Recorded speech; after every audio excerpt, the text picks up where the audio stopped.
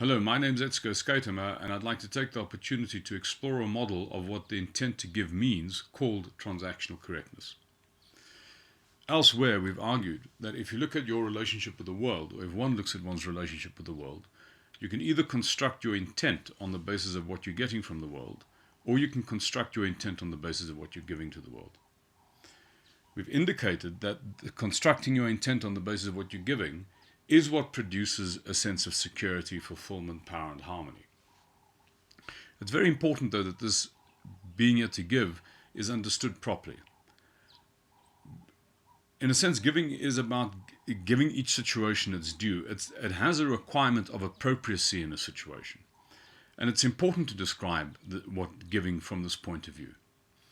Sometimes giving means being kind. So if a hungry child asks you for food, clearly the appropriate thing would be to give the child food. But sometimes giving means confronting. Let's say, for example, you come across a situation in a park where a little old lady is being beaten up by a thug. Then giving in this instance would mean to beat up thug. So giving, in a sense, is not only about being nice, it's actually also about confronting. And this suggests that giving presents us with two broad categories. The quality that somebody would require to give food to a hungry child is generosity. The quality that somebody would require to confront a thug in the park would be courage. Which means giving each situation its due means acting consistently with either the generosity or the courage that's operative in the situation that you're in. Of these two attributes, generosity and courage asks a higher price. However, generosity can be described in a sense as the primary attribute. And the reason for this is that surely the intent to give would mean in the first instance a kind disposition to the world, if you like, an affirming disposition to the world, which suggests then that courage is the secondary attribute.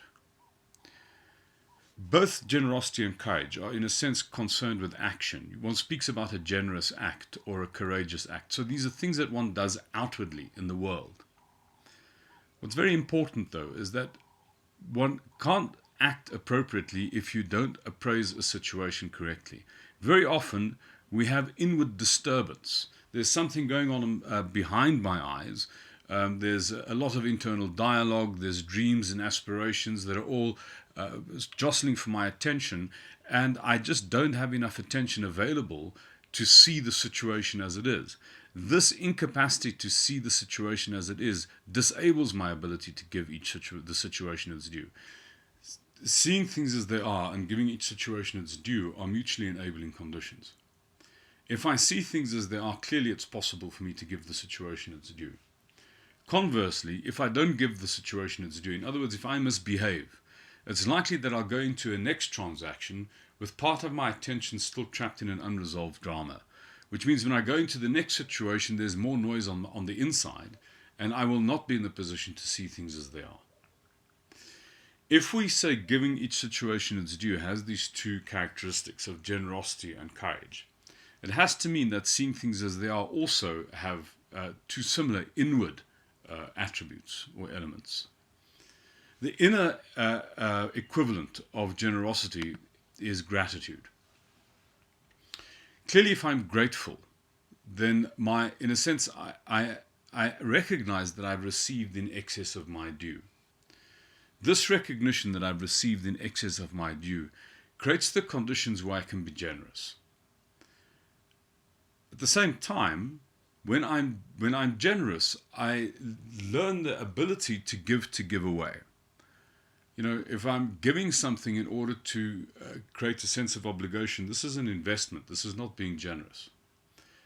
When I learn the habit of giving to give away, it means that I can recognize this in others. If I haven't got the habit of giving to give away, when every time I'm generous, I'm actually making an investment, I will assume that somebody else giving to me is actually doing the same. In other words, they're going to require some reciprocity in the future, which basically will mean to I would not feel great gratitude towards that person because I won't see them as really giving. So my generosity creates the possibility for me to recognize the generosity of others, which then enables my gratitude. My gratitude and generosity are mutually enabling. The inner equivalent of courage is trust. Many corporate team building exercises work on this blindfold falling exercise. Now imagine if you have an exercise like this. If you told a colleague of yours who's blindfold, you told him, fall, I'll catch you.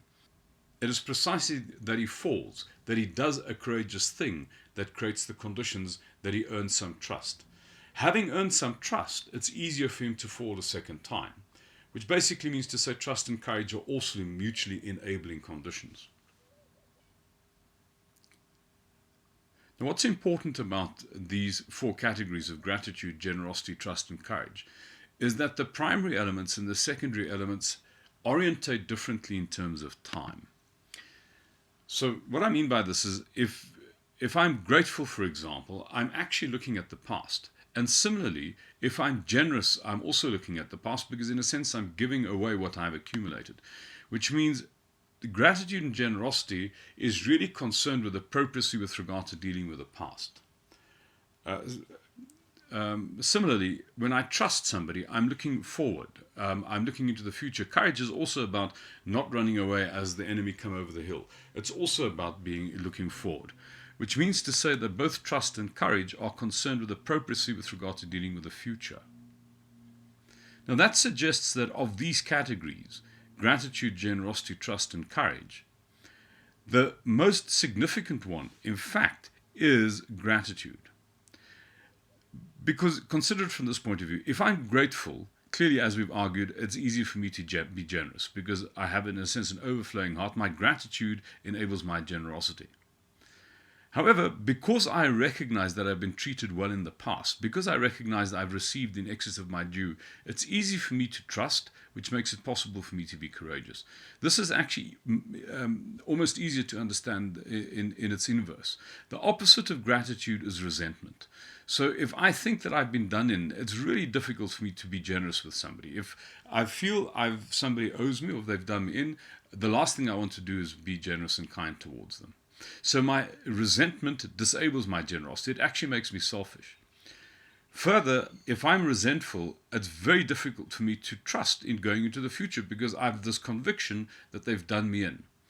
And this conviction that they've done me in makes it very difficult for me to take a courageous step, which means gratitude is the core condition that produces generosity and trust and courage. Of these four categories of transactional correctness, the most important category is gratitude. Now, if one understands this, it becomes apparent that there's a further implication to this is that seeing things as they are has these two attributes of gratitude and trust.